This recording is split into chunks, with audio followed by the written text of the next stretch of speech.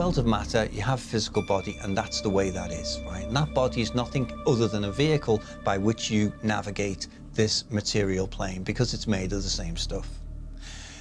The soul body, right, is similar in that it has organs, and they're the chakras. So in the same way the physical body has the heart and the lungs and all those types of things, the soul body, the aspect of you, has those organs as well, and they're the chakras and meridians and all the submeridians. Much more complicated than the physical body, the soul, by the way. You know, it's not just psychedelic blobs of things. It's also made up of auras. The mental and emotional aura is the one that is like a gloriosity around the head.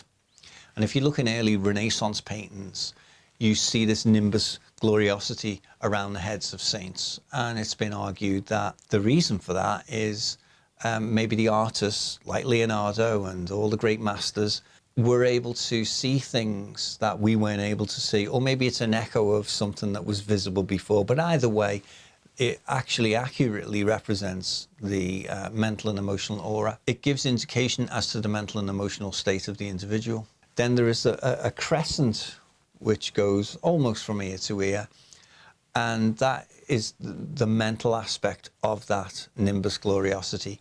And when it's in a kind of decay, or there's a problem, an imbalance, you'll see a split in that, like two semicircles split.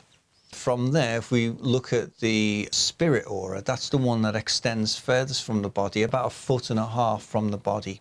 And that gives indication as to the spiritual nature of the individual. So when someone invades your space, say, they come too close, you might get an interference pattern between those two auras, and you don't like that person being close to you. It doesn't feel right. You mightn't even know the person, but for some reason you just don't like them being close.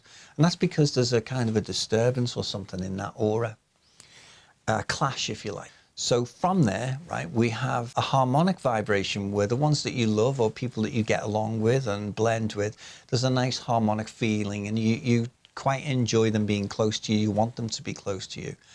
And that's how you can immediately sense that part or that aspect of the aura. Now that aura cuts off the top of the head and just beneath the knee, which is why it is said in some philosophies, like in China, for instance, that dead people have no feet. Sometimes when you see a spirit through that aura, they'll appear to float. You also have an astral body, which is exactly the same as the physical body, except when you get to around about the age of 30, it stops aging. The spirit body, which is an exact copy, doesn't get ill. So the soul itself contains the blueprint for the physical body.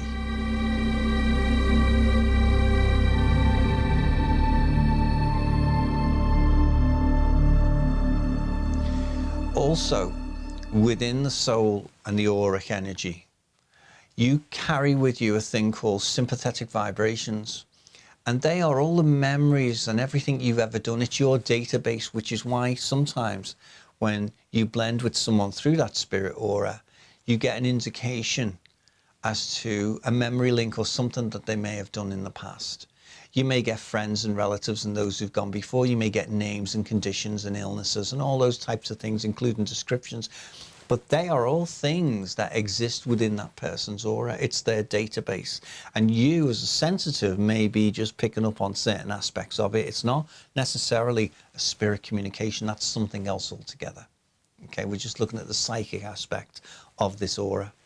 So this is the soul energy, and where you pick up on these energies and conditions and everything that that person's ever been, including previous generations, you can pick up on.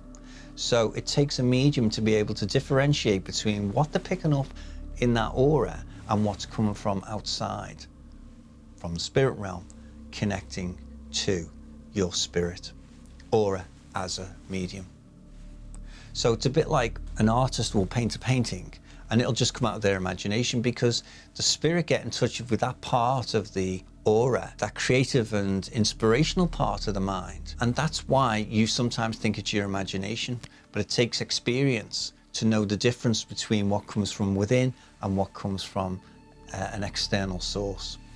If you like that video, click like, subscribe, leave a comment in the comments section, because friends, it's more important now than ever that our voice is heard, especially with growing censorship. Thank you for watching. Until next time.